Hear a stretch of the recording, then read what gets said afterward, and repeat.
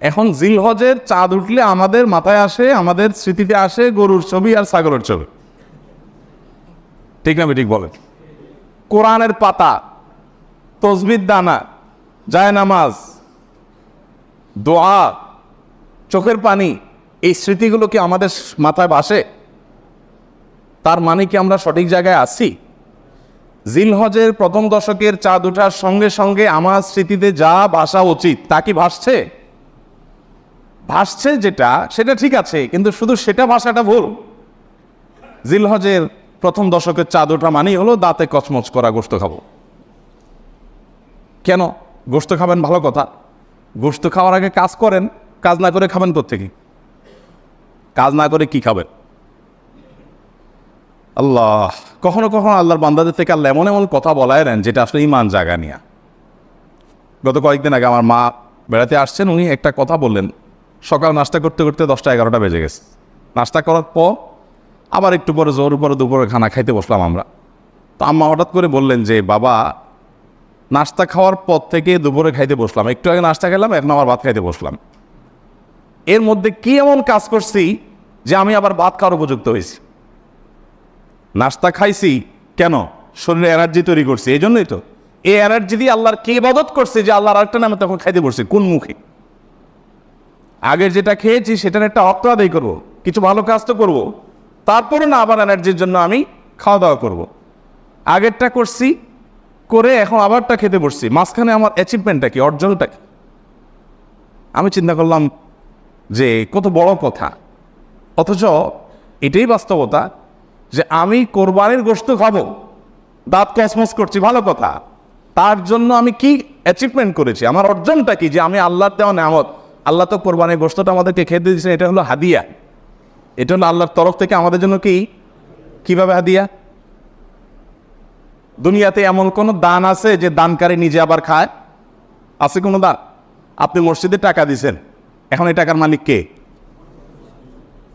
কে মালিক? না মসজিদ কমিটি? মসজিদ কমিটি মালিক? তো মালিক হলে তো মসজিদ কমিটি বাইরে নিয়ে যেতে পারতো। মালিক কে? আল্লাহ। আমরা মসজিদে টাকা দেওয়ার মানে হলো আল্লাহ আপনাকে খুশি করার জন্য দিলাম, আপনাকে তো ডাইরেক্ট দেওয়ার সুযোগ নাই, আপনার ঘরে আমি দিলাম, এটা আপনাকে দিলাম, বিনিময়ে আবার আপনার কাছ থেকে নেব, তাহলে আল্লাহর সাথে গিভ এন্ড টেক হচ্ছে, তাই না?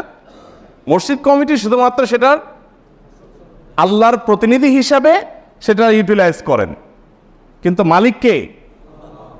এই জন্য কোনো লোক যদি মসজিদে দান করে, মাদ্রাসায় দান করে, কোনো গরিবকে দান করে, আবার দানের কোনো ধাপ দেখায়, তাহলে তার দান আল্লাহ গ্রহণ করেন না। কেন গ্রহণ করেন না? কারণ তুমি তো আমাকে দাও নাই, তুমি সেখানে দিয়ে ভাব ধরেছ যে এটা তো আমার দান, আমার দেওয়া, এবং সেটার ফিডব্যাক তুমি আশা করছো, তাহলে আমার কাছে তুমি আর আশা করতে পারো না। আমার জন্য দিয়ে থাকলে শুধু আমার কাছে আশা করবা, আর কারোর কাছে কিছু আশা করবা না। তো আল্লাহ রাব্বুল আলামিনের দান, আল্লাহর জন্য দেওয়া, যত অপশন আছে আপনি দেখেন। আপনি একটা গরিবকে কিছু টাকা দিলেন, দেওয়ার পর আবার সেটা আপনি ফেরত দিতে পারেন?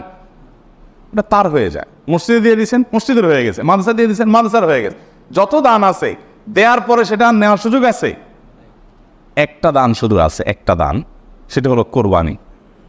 যে দান করার সময় আপনি বলছেন বিসমিল্লাহ, আল্লাহু আকবার, আল্লাহুম্মা মিনকা ওয়া লাক, আল্লাহ এই পশু আপনার থেকেই পাইছি, আবার আপনার উদ্দেশ্যে এটা আমি জবাই করে দিছি, এর কোনো কিছু আমার আশা নাই, আমি আপনার উদ্দেশ্যে দিয়ে দিছি। এটা আমি নিজের বাসায় গোশত কিনতে হয় সেজন্য জবাই করি নাই, আমি আপনার নির্দেশ পালনার্থে জবাই করেছি।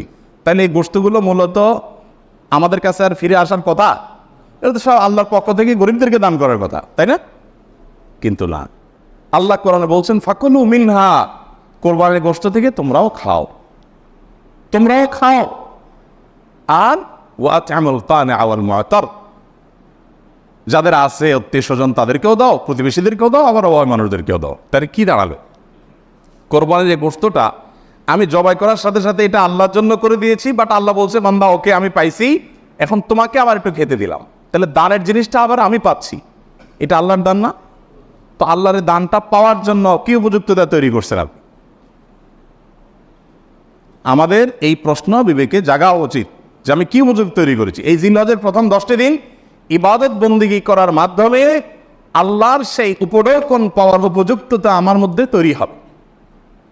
আমি শুধুমাত্র পানি চেঁচার সময় নাই, মাছ ধরার সময় হাজির হয়ে গেলাম। 10 দিন ইবাদত বন্দী এগুলোর খবর নাই, ঈদের সময় দাঁত কসকস করে গোশত খাইতে বসে গেলাম, এটা তো হতে পারে না। দেখেন, ইসলামের সৌন্দর্যের একটা দিক হলো এটি যে আপনি রমাদান জুড়ে ইবাদত করবেন, সারা রমাদান জুড়ে পরিশ্রম করবেন, এরপর আল্লাহ তাআলা বলবেন, বান্দা জান্নাতের আনন্দ তো পরে, নগদ তোমাকে একটা ঈদ দিলাম, আনন্দ করো। বলেন, ঈদের আনন্দের যে নির্মলতা, ঈদের আনন্দের যে আপনার অনুভূতি, এই অনুভবটা অন্য কোনো আনন্দে পাওয়া যায়? পাওয়া যায়। মানুষ ঈদের বিকল্প দাঁড় করানোর জন্য বহু চেষ্টা করে, অমুক দিবস তমুক দিবস, আন তান, কিন্তু কোনোটাতেই আসলে ঈদের জায়গাটা কখনো পূরণ করা যায় না, সম্ভব। আল্লাহ তাআলা নিজে বান্দাকে অলৌকিক এক আনন্দ দেন, লৌকিক কোনো আনন্দ না। এখানে এই আনন্দটা ভেতর থেকে আসে, গরিব ধনী সবার মধ্যে আসে। তো এটা যে দিচ্ছেন আল্লাহ তাআলা, তার জন্য আগে একটা ইবাদতের মৌসুম রেখেছেন। রমাদানের 30 দিনের মৌসুম, আর এই ঈদুল আজহাতে 10 দিনের মৌসুম। এই পুরো সময় ইবাদত বন্দী করবেন, এরপর আপনি ঈদ উদযাপন করার জন্য নিজেকে উপযুক্ত হিসাবে আশা করতে পারেন। আল্লাহ আমাদেরকে তৌফিক দান করুন। নবী করিম সাল্লাল্লাহু আলাইহি সাল্লাম বলেছেন, মা মিন আইয়ামিন আল আমালুস সালিহু ফীহিন্না আহাব্বু ইলাল্লাহ মিন হাযিহিল আইয়াম। জিলহজের এই 10টা দিনের ইবাদত করলে আল্লাহ তাআলার কাছে এটা যত প্রিয় হয়, অন্য কোন সময় ইবাদতে আল্লাহ তাআলার কাছে এত প্রিয় না। অনেক উলামায়ে কেরামের ব্যাখ্যা বলেছেন যে রমজানের শেষ দশক তো অনেক বেশি মর্যাদাবান, তো বলেছেন যে রমজানের শেষ দশকের রাতগুলো মর্যাদাবান, আর এ দশকের দিনগুলো বেশি মর্যাদাবান, আর অল ওভার রাত দিন দুইটারই মর্যাদা আছে এই মৌসুমের কারণে। আচ্ছা, এখন আল্লাহর কাছে এই দশকের ইবাদত অন্য দশকের বা অন্য যে কোনো সময়ের ইবাদতের চেয়ে বেশি গুরুত্বপূর্ণ। আল্লাহ বেশি খুশি হন এই সময় ইবাদত করলে বান্দা। সাহাবীরা জিজ্ঞাসা করলেন, ওয়ালাল জিহাদু ফি সাবিলিল্লাহ, হে আল্লাহর রাসূল, অন্য সময় কেউ আল্লাহর রাহে জিহাদ করলো, জিহাদ করলো মানে জীবন দান করার জন্য প্রস্তুতি নিল, সে ওইটা আল্লাহকে সমর্পণ করে দিল গোটা জীবনটাই, তার মর্যাদাও কি এই সময় ইবাদতের চাইতে বেশি না? তখন নবী সাল্লাল্লাহু আলাইহি ওয়াসাল্লাম বললেন, না, ওয়ালাল জিহাদু ফি সাবিলিল্লাহ, অন্য সময় জিহাদ করলে এই সময় ইবাদতের সমান হয় না। তবে যদি অন্য সময় কেউ জিহাদে যে তার জীবন তার সম্পদ যা নিয়ে গেছে সব বিলীন করে উৎসর্গ করে দেয় আল্লাহকে খুশি করার জন্য, তার মর্যাদা সবকিছুর ঊর্ধ্বে, সেই মুজাহিদের কথা ভিন্ন। বাকি সাধারণ জিহাদের চাইতেও এই দশকের ইবাদতের মর্যাদা আল্লাহর কাছে অনেক বেশি। ভাইরা আমার, আমি খুব আকুতি করি সব জায়গায় সব সময় যে এই দশকের ইবাদত আমরা সাবকন্টিনেন্টের মানুষ আমরা জানি না, আমাদের মানুষকে জানাতে হবে, জানাবার জন্য কিছু কাজ করতে হবে। সাহাবীদের কেউ কেউ এই দশক শুরু হলে এই দশকের 10টা স্পেশাল আমল আছে, এই আমলগুলো করবার জন্য কেউ কেউ বাজারে চলে যেতেন, উদ্দেশ্য অন্যদেরকে জানান, অন্যদেরকে জানান। তো সেই দশকের আমলগুলো আমরা করবো তো ইনশাআল্লাহ। আমি সংক্ষেপে বলছি আমলগুলো কি কি। নাম্বার 1, আল্লাহকে বেশি বেশি স্মরণ করা, জিকির করা। আল্লাহ সুবহানাহু ওয়া তাআলা কোরআনে কারীমে বলেছেন যে উযকুরুল্লাহ ফি আইয়ামিন মা'দুদাত, নির্দিষ্ট দিনগুলোতে তোমরা আল্লাহর জিকির করো, বেশি বেশি স্মরণ করো, আল্লাহর স্মরণটা বেশি বেশি হবে। এখন স্মার্টফোন এটার এঙ্গেজমেন্ট আমাদেরকে আল্লাহর স্মরণ তো পরের কথা, দুনিয়ার অন্য কোনো কিছু স্মরণ করতে দেয় না। এজন্য এটা নিয়ন্ত্রণ করা ছাড়া মানুষ কখনো মুত্তাকি হওয়ার কোনো সুযোগ নাই। নেক্সট সূরাতে শয়তান আসে যে আমি তো ওয়াজ শুনি মোবাইলে, নেক্সট সূরাতে শয়তান আসে আমি তো কোরআন তেলাওয়াত শুনি। আরে ভাই, ওয়াজ শুনুন আর কোরআন তেলাওয়াত শুনুন, প্রত্যেকটা জিনিস একটা লিমিটেশন আছে। ফরজ নামাজ চলে যাচ্ছে, আপনি মোবাইলে কোরআন তেলাওয়াত শুনতেছেন, সব হবে না গুনাহ হবে। আপনি ওয়াজ শোনার নাম দিয়া আজে বাজে জিনিসও দেখছেন, চান্সে এসে যাচ্ছে চোখের সামনে, ক্লিক করে দেখে ফেলছেন, তাহলে আপনার জন্য এই মোবাইল টিপাই জায়েজ নাই, কারণ আপনি নিয়ন্ত্রণ করতে পারেন না, আপনি নিজেকে কন্ট্রোল করতে পারেন। ভাইরা আমার, এই দশকে আল্লাহর স্মরণ যেন হয়, সেজন্য অন্য সময়ের মতো বিশেষভাবে স্মার্টফোনের নিয়ন্ত্রণ খুব বেশি জরুরি, খুব বেশি জরুরি। আল্লাহ আমাদেরকে তৌফিক দান। আল্লাহর স্মরণ কিভাবে করবেন? যত প্রকার জিকির আছে সেগুলো করবেন, কোরআন তেলাওয়াত, সকাল সন্ধ্যার জিকির, উঠতে বসতে জিকির, দোয়া, সেগুলো পড়বেন বেশি বেশি, আর স্পেশালি বিশেষভাবে। অতএব এই দশকে যে আল্লাহর জিকির করবেন, এই জিকিরের অংশ হিসাবে আল্লাহর এই নিয়ামতগুলো চিন্তা করবেন, মুখে জিকির করবেন। এক। দ্বিতীয় আমল হলো সাধারণ নেক আমলগুলো বেশি বেশি করবেন। সাধারণ নেক আমল যেমন কোরআন তেলাওয়াত করা, দান সাদাকা করা, নফল রোজা রাখা, তাসবিহ তিলাওয়াত করা, ভালো কথা বলা, সৎ কাজের আদেশ দেওয়া, অসৎ কাজ থেকে বাধা প্রদান করা, এই রুটিন ভালো কাজগুলো, নর্মাল ভালো কাজগুলো পরিমাণে বেশি বেশি বেশি বেশি করতে থাকবে। 3 নম্বর আমল হলো গুনাহের কাজ এই 10 দিন অন্তত অন্য সময়ের চাইতে একটু হলেও কমাবার চেষ্টা করবেন, গুনাহের লাগামটা ধরার চেষ্টা করবেন। কারণ এই দশক মর্যাদার দশক, এই দশক আমলের দশক। অতএব এই টাইমে গুনাহ করলে অন্য টাইমে গুনাহের চাইতে বেশি ভয়াবহ হবে, এটা কমাবেন। 4 নম্বর আমল হলো যাদের হজের সামর্থ্য আছে তারা হজ করবেন। 5 নম্বর আমল হলো যাদের কোরবানি করার সামর্থ্য আছে তারা কোরবানি করবেন। 6 নম্বর আমল হলো যারা কোরবানি করার নিয়ত করেছেন জিলহজের চাঁদ ওঠার আগে আগে চুল, নখ, গোপ, অবাঞ্ছিত লোম ইত্যাদি কেটে ফ্রেশ হয়ে এই 10 দিন আর সেগুলো কাটবেন না, এটা করবেন হলো কোরবানির পরে। তাহলে জিলহজের চাঁদ ওঠার সম্ভাবনা সোমবার সন্ধ্যায়, সোমবার দিনের বেলার মধ্যে এগুলো সব ফ্রেশ করে আপনি অপেক্ষা করবেন কিসের জন্য? কোরবানির জন্য। এই 10 দিন পর্যন্ত আর নখ কাটবেন না, চুল, গোপ কোনো কিছু কাটবেন না। এটা কোরবানি যিনি করবেন তিনি করবেন। যদিও কোনো কোনো বর্ণনার আলোকে বোঝা যায় যারা কোরবানি করবেন না তারাও যদি এটা করেন তাদেরকে আল্লাহ তাআলা আজর দান করবেন। তাহলে কত নম্বর আমল গেল? 7 নম্বর আমল হলো তাকবীর, তাহমিদ, তাহলিল বেশি বেশি পড়া। ফাকফিরু ফিহিন্না মিনাত তাকবীরি ওয়াত তাহমিদি ওয়াত তাহলিল। নবী সাল্লাল্লাহু আলাইহি সাল্লাম বলেছেন এই দশক যখন শুরু হবে তখন তোমরা বেশি বেশি তাকবীর বলবে, মানে আল্লাহু আকবার বলবে, বেশি বেশি তাহলিল বলবে, বেশি বেশি তাহমিদ বলবে, লা ইলাহা ইল্লাল্লাহ বলবে, আলহামদুলিল্লাহ বলবে। এই জন্য এই 10 দিন পুরো সময় জুড়ে এটা করবেন। ওই যে বলছিলাম শুরুতে সাহাবীর কথা, একজন সাহাবী এই দশক শুরু হলে বাজারে যেতেন শুধু কি জন্য? এই আমলটা করার জন্য। বাজারে যে সবাই বাজারে কেনাকাটায় ব্যস্ত, উনি যে উচ্চস্বরে বলতেন আল্লাহু আকবার, আল্লাহু আকবার, লা ইলাহা ইল্লাল্লাহ, আল্লাহু আকবার, আল্লাহু আকবার, ওয়া লিল্লাহিল হামদ। এর উনি বাজারে গিয়ে বলতেন। উদ্দেশ্য কি? অন্যদের যত স্মরণ। এখন আপনি বহুগুলিতে কয়েকটা দোকান আছে অথবা চিটাগাঙ্গে বাজার আছে, আপনি বাজারে যায়া সবাই কেনাকাটা খুব সিরিয়াস মুডে আছে, আপনি যাই যদি সেখানে জোরে জোরে বলেন আল্লাহু আকবার, আল্লাহু আকবার, লা ইলাহা ইল্লাল্লাহ, আল্লাহু আকবার, আল্লাহু আকবার, ওয়া লিল্লাহিল হামদ, কি হবে দৃশ্যটা বলেন তো? এটা আপনি যদি বলেন সবার মধ্যে, অনেক লোক বাজারে মাঝবাজারে জমজমাট, আপনি যা জোরে জোরে এটা বললেন, কি করবে সবাই? সবাই থাকায় বলবে ব্যাপার কি, সমস্যা আছে নি, কোনো অসুস্থতা আছে কিনা বেচারা, এটা না বলবে। ওই যে সবাই যে অসুস্থ, সবার যে ইমানের রোগ, তাকওয়ার রোগ, এই জন্য সুস্থ মানুষকে কি মনে হয়?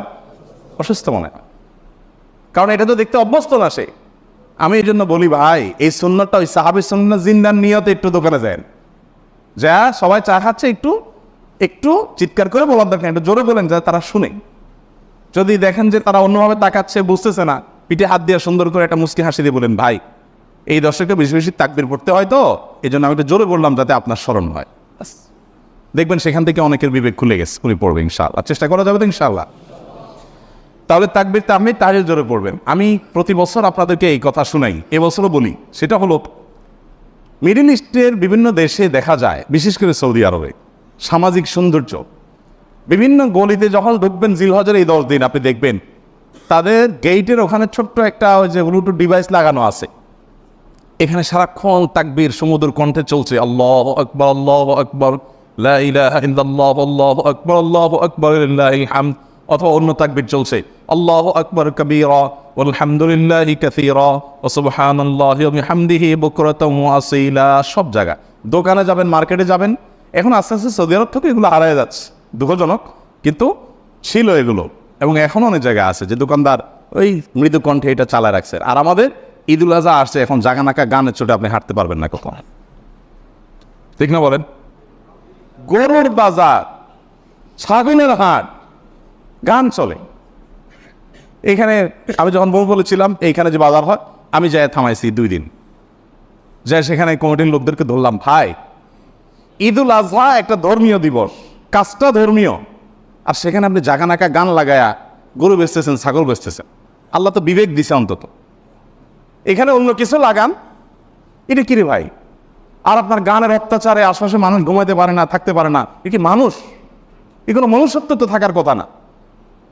2 বার আমি গেছি শরীরে, এবং যা তাদেরকে অনুরোধ করে হাতে পায়ে ধরে বুঝায় থামাইছি। সারা বাংলাদেশে এই চিত্র, আপনি কয় জায়গায় যাবেন যে জাকা রাখা গান চলছে, চলার কথা তাকবীর তাহমিদ তাহলিল। তো আমরা চেষ্টা করবো তো ইনশাল্লাহ তাকবীর তাহমিদ তাহলিল করার, বাচ্চাদেরকে শিখিয়ে দিব। আর আরাফাতের দিন সকাল থেকে জিলহজের 9 তারিখ ফজর থেকে নিয়ে 13 তারিখ আসর পর্যন্ত প্রত্যেক নামাজের পরে একবার করে তাকবীরের তাশরিকটা বিশেষভাবে পড়তে হবে, নারী পুরুষ সবাই। আর 9 নম্বর আমল হলো আরাফাত দিন রোজা রাখবেন। আরাফাত দিন রোজা রাখলে কি লাভ হবে? 1 বছর আগে আর 1 বছর পরে অগ্রিম, পরের বছর যদি বাঁচেন সেটাও ছোটখাটো গুনাহগুন আল্লাহ তাআলা মাফ করে দিবেন। আর 10 নম্বর আমল হলো ঈদুল আজহার সকল সুন্নাতগুলো আদায় করবেন। চেষ্টা করবো তো আমরা ইনশাআল্লাহ। মোহাম্মদ বেলাল হোসেন লিখেছেন, জিন কি মানুষের সাথে সবাস করতে পারে? স্বামী বিশেষ সময় অক্ষম হলে স্ত্রীর করণীয় কি হবে? মেয়েদের পেশাবের পরে পানি ব্যবহার করার পরে মোছার জন্য আলাদা কাপড় ব্যবহার করা জরুরি কিনা? রাকিব আপনি লিখেছেন, হস্তমৈথুনে হবু স্ত্রীর হক নষ্ট করা হয় কিনা? আপন 2 বোনকে একত্রে বিয়ে করা যাবে কিনা? ভাঙা প্লেটে খাওয়া যাবে কিনা? আজানের সময় কিছু খেলে গুনাহ হবে কিনা? লিখেছেন, টিকটিকি দেখলে কি মারতেই হবে? প্রয়োজনে কি খুঁজে খুঁজে মারতে হবে? বিষয়টা নিয়ে খুব দ্বিধাদ্বন্দ্বে আছি, জানাবেন প্লিজ। পরিস্থিতির কারণে স্বামী স্ত্রী যদি 5 বছর দূরে থাকে তাহলে শরীয়ত মোতাবেক স্বামী স্ত্রীকে কি আবার বিয়ে করতে হবে?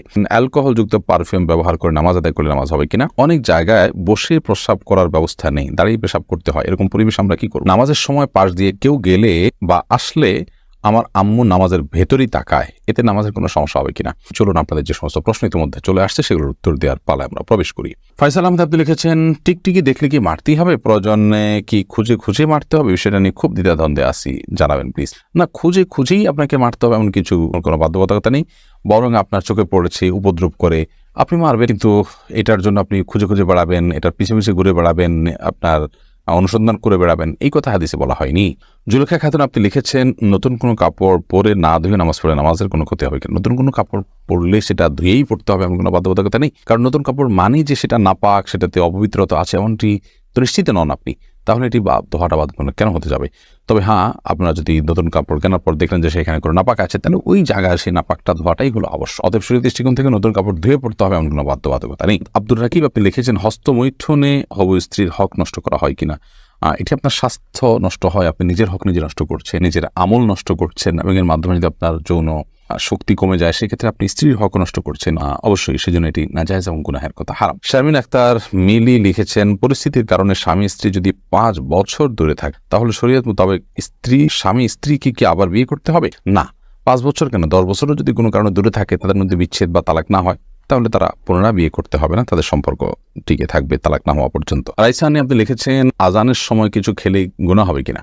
আজানের সময় কোনো কিছু খেলে কোনো গুনাহ হবে না। আমরা অনেকে মনে করি আজানের সময় কিছু খাওয়া পান করা যাবে না, এটা করা যাবে না, ওটা করা যাবে না। আপনি যে কোনো কাজ করতে পারেন, টয়লেটে থাকলে আপনি টয়লেটে কাজও সারতে পারেন। তবে আপনি যখন টয়লেটে নাই, পবিত্র জায়গায় আছেন বা স্বাভাবিক অবস্থা আছেন, তখন আপনি আজান শুনলে আজানের জবাব দেওয়ার চেষ্টা করবেন, এটা হলো মূল কথা। খেতে গেলে খাওয়ার ফাঁকে ফাঁকে আপনি আজানের দেওয়ার চেষ্টা করবেন, কিন্তু আজান হলে কিছু খেতে পারবেন না এমন কোনো কথা নেই। এখানে বিষয় হলো জবাব দেওয়ার চেষ্টা করবেন যদি আপনি পবিত্র জায়গায় থাকেন। নূর কদর এআইডি থেকে লিখেছেন, স্বামী সিগারেট খেলে ওয়াইফের করণীয় কি? ওয়াইফে তাকে বোঝাবেন, যথাসম্ভব নিজে না পারলে অন্য কাউকে দিয়ে বোঝাবেন, আল্লাহর কাছে দোয়া করবেন, তারপর তিনি যদি ফিরে না আসেন একান্ত তার গুনাহ হবে, ওয়াইফ অন্তত দায়মুক্ত হলেন।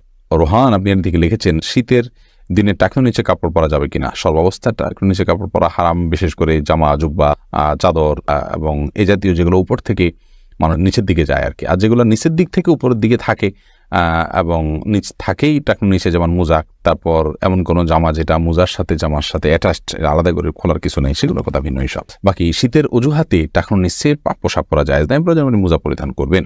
আরিফ রহমান আপনি লিখেছেন, আপন 2 বোনকে একত্রে বিয়ে করা যাবে কিনা? এই বিষয়ে ইসলামিক বিধানকে সম্পূর্ণ হারাম। আপন 2 বোনকে একসাথে বিয়ে করা যাবে না, এমনকি পৃথক করে বিয়ে করা যাবে না। এক বোন স্ত্রী থাকার সময় অন্য বোনকে বিয়ে করা যাবে না, অর্থাৎ এট এ টাইম 2 জন বোন কারোর স্ত্রী হতে পারেন না, এটি হারাম। শুধু এটি নয়, এমন 2 জন নারীকে একসাথে স্ত্রী হিসেবে রাখা যাবে না যেই 2 জন নারীর একজন পুরুষ হলে আরেকজনের সাথে তাদের নিজেদের বিয়ে জায়েজ হতো না, এরকম সম্পর্কের 2 জন নারীকে একসাথে স্ত্রী হিসাবে রাখা জায়েজ নয়। হ্যাঁ, একজনকে বিয়ে করেছেন, তার সাথে বিচ্ছেদ হলো বা তিনি মারা গেলেন, তারপর অন্যজনকে বিয়ে করেছেন, তারপর সেটি জায়েজ আছে।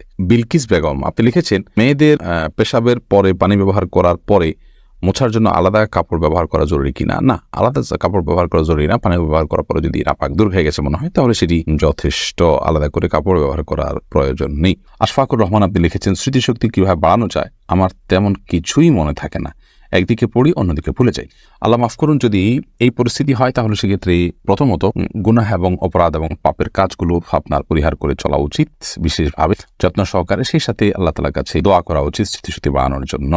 শেখ রোকনুজ্জামান লিখেছেন, অনেক জায়গায় বসে প্রস্রাব করার ব্যবস্থা নেই, দাঁড়িয়ে পেশাব করতে হয়। এরকম পরিবেশ আমরা কি করব? যদি কোনো প্রকার ব্যবস্থা না থাকে এবং দাঁড়িয়ে পেশাব করা ছাড়া নিরুপায় থাকেন, তাহলে আপনি অবশ্যই দাঁড়িয়ে পেশাব সেখানে করতে পারেন, যেহেতু আপনি নিরুপায়। কিন্তু নিয়মিত অভ্যাস বানানো সঠিক নয়, কারণ নবী করিম সাল্লাল্লাহু আলাইহি ওয়াসাল্লাম বসেই সবসময় পেশাব করতেন। তবে বিশেষ একবার তিনি দাঁড়িয়ে পেশাব করেছেন এবং সেটি কারণ ছিল এমন একটা জায়গায় তিনি গেছেন যেখানে ময়লা আবর্জনা চতুর্দিকে ফেলেছে মানুষ এবং সেখানে বসার মতো কোনো জায়গা ছিল না, সেজন্য তিনি সেখানে দাঁড়িয়ে পেশাব করেছেন। তন্নি আইডি থেকে আপনি লিখেছেন, নামাজের সময় পাশ দিয়ে কেউ গেলে বা আসলে আমার আম্মু নামাজের ভেতরেই তাকায়, এতে নামাজের কোনো সমস্যা হবে কিনা? না, অবশ্যই তার দিকে তাকানো উচিত নয়, কারণ সালাতরত অবস্থায় কেউ যাচ্ছে তার দিকে আপনি তাকানোটা আপনার সালাতের যে খুশু এবং ক্ষুদ্র তার বরখেলাফ হয়। বাট যেটি করা উচিত সেটি হলো নবী আলাইহিস সালাম বলেছেন, তোমার সালাতের সামনে যদি কেউ যায় তাহলে সেক্ষেত্রে তাকে বাধা দাও। কোনো কোনো বর্ণনা আছে তাকে তার সাথে লড়াই লিপ্ত হয়, কারণ সে শয়তান, কারণ সে তোমার মনোযোগকে নষ্ট করছে, তোমার সালাতের এরিয়ার মধ্যে এসে তোমার দৃষ্টিকে আকর্ষণ করে ফেলছে এবং মনোযোগে ব্যাঘাত সৃষ্টি করছে। এই জন্য তাকে বাধা দিতে বলা হয়েছে। এই বাধার অংশ হিসাবে এরকম হাত দিয়ে তাকে ইশারা দিয়ে দেওয়া যেতে পারে যদি সে টের না পায়। এর বাইরে তার দিকে তাকিয়ে থাকলে তো কোনো লাভ নাই, বিধায় তাকিয়ে নিজের সালাতের মনোযোগ নষ্ট করার তো কোনো যৌক্তিকতা নেই, বিধায় আপনার আম্মাকে বলতে হবে এই কাজটি করা যাবে না। এবার মিনহাজউদ্দিন লিখেছেন, অ্যালকোহলযুক্ত পারফিউম ব্যবহার করে নামাজ আদায় করলে নামাজ হবে কিনা? জায়েজ হয়ে যাবে, বিশেষ করে যে অ্যালকোহল আমরা ব্যবহার করি, এখানে যে পারফিউম ব্যবহার করি এটা যে অ্যালকোহল থাকে এটা কেমিক্যাল, এটা খাবার মানে যেটা পানীয় অ্যালকোহল মদ সেটা না, এটা কেমিক্যাল মাত্র। তারপরেও সালাতের কিছুটা আগে ব্যবহার করলে বাষ্প হয়ে অ্যালকোহলটা উড়ে যাবে, তারপর সালাতে করবেন, সেটা সবচেয়ে সেফ এবং নিরাপদ। ইচ্ছে ডানা এআইডি থেকে আপনি লিখেছেন, স্বামী বিশেষ সময় অক্ষম হলে স্ত্রীর করণীয় কি হবে? স্বামী যদি অক্ষম হয় পুরোপুরি এবং স্ত্রী যদি তার যে চাহিদা আছে এটি পূরণ না হওয়ার কারণে তিনি গুনাহে এবং পাপে লিপ্ত হয়ে যেতে পারেন এমন আশঙ্কা তৈরি হয়, তাহলে সেক্ষেত্রে অবশ্যই সে স্বামী থেকে তিনি বিচ্ছেদ নেবেন। যদি সেটা চিকিৎসার অযোগ্য হয়, চিকিৎসার যোগ্য হলে সেটার জন্য অবশ্যই তিনি সময় দিবেন, সুযোগ দিবেন, চেষ্টা করবেন নিজে। যদি তারপরও কোনো উপায় না থাকে এবং চিকিৎসার অযোগ্য হয়, তাহলে সেক্ষেত্রে তিনি সেখান থেকে বিচ্ছেদ নিয়ে অবশ্যই অন্যত্র বিয়ের উদ্যোগ গ্রহণ করতে পারেন, শরিয়া সেই অধিকার তাকে দিয়েছে। এরপরে মোহাম্মদ বেলাল হোসেন লিখেছেন, জিন কি মানুষের সাথে সবাস করতে পারে? জিন মানুষের স্ত্রী মিলনে মানুষের সাথে সামিল হতে পারে বলে বর্ণনা থেকে বোঝা যায়। বিশেষ করে যখন বিসমিল্লাহ কেউ পাঠ না করে তখন জিন সেখানে সামিল হয়, খুব ভয়াবহ কথা অবশ্য। তো এই জন্য মুসলমান সব ক্ষেত্রেই, শুধু এটি নয়, আপনার খাওয়া দাওয়াতে জিন সামিল হতে পারে, ঘুমের সময়, বাসা প্রবেশের সময় তার সাথে প্রবেশ করতে পারে। তো এই জন্য বাসা প্রবেশের সময়, খাওয়ার পান করার সময় এবং স্ত্রী মিলনের সময় সমগ্রতে বিসমিল্লাহ বলতে হয়। বিসমিল্লাহ বললে শয়তান আর সেখানে অংশগ্রহণের কোনো সুযোগ পায় না।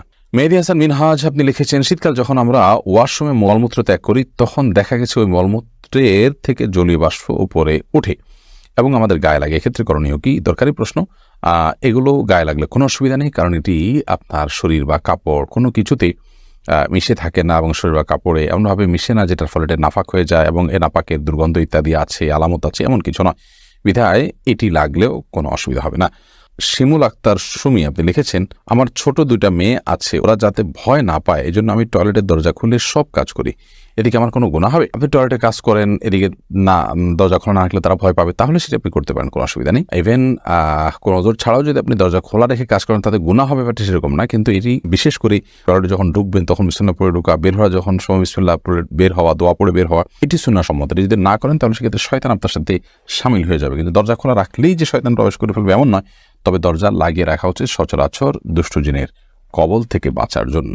বাচ্চারা কান্নাকাটি করে, সে ওজোর থেকে তো খোলা রাখতেই পারবেন। আফরোজা খাতুন আদরি লিখেছেন, একজন তালাকপ্রাপ্তা নারী বিবাহ না করে বাকি জীবন কিভাবে পরিচালনা করা উচিত? তালাকপ্রাপ্তা নারী তিনি যদি বিবাহ না করলে তার কোনো পাপে লিপ্ত হওয়ার আশঙ্কা তৈরি না হয়, ধরুন অনেক বয়স হয়ে গেছে বা তার শরীরে সেরকম কোনো যৌন আকাঙ্ক্ষা তৈরি হয় না, তাহলে সেক্ষেত্রে তিনি বাকি জীবন বাবার বাড়িতে বা কোনো জায়গায় কাটাতে পারেন। তিনি নিজে উপার্জনের কোনো হালাল ওয়ে থাকলে পর্দার সাথে সেটি তিনি করতে পারেন এবং জিকির আজকার মাধ্যমে তিনি বাকি জীবন কাটাতে পারেন। কিন্তু বিবাহ করে যদি তিনি কাটান সেটা তার জন্য উত্তম, কারণ নবী রাসূলুল্লাহ সাল্লাল্লাহু আলাইহি ওয়াসাল্লাম বিবাহিত ছিলেন এবং ফিতনা থেকে বাঁচার জন্য এটি অনেক সময় প্রয়োজন হয়। আর যদি ফিতনা পতিত আশঙ্কা থাকে কোনো রকম, তাহলে সেক্ষেত্রে একাকী তার জন্য থাকা জায়েজ নয়। রাসেল ভূঁইয়া আপনি লিখেছেন, কোনো বাচ্চার বিছানায় প্রসব করলে বিছানার চাদর ওয়াশ করা যায়, কিন্তু জাজিম বা তোষকে পেশাব করলে ধোয়া যায় না, এক্ষেত্রে করণীয় কি? যেই সব দ্রব্য, যে সমস্ত জিনিসপত্র, আসবাব ইত্যাদি, এগুলোতে পেশাব লাগার পর সেটা পরিষ্কার করার কোনো বই না, সেটা রোদ ইত্যাদি দিয়ে ওটা আলামত দূর করে ফেলতে হবে। এত বেশি রোদ দিতে হবে, এত বেশি আপনার সেটার দুর্গন্ধ দূরের উদ্যোগ করতে হবে যে সেটাতে নাপাকের কোনো আলামত বা নামলেশ নেই। তো এর মাধ্যমে সেটি পাক হয়ে যাবে। বিশেষ করে ফ্লোর, ওয়াল, গাছ, এই টাইপের অনেক কিছুই আছে যেগুলোকে ওইভাবে আসলে ধোয়া সম্ভব হয় না। তো সেগুলোতে নাপাকের আলামত যেটি আছে সেটি দূর হয়ে গেলে সেটি ব্যবহার করা যাবে।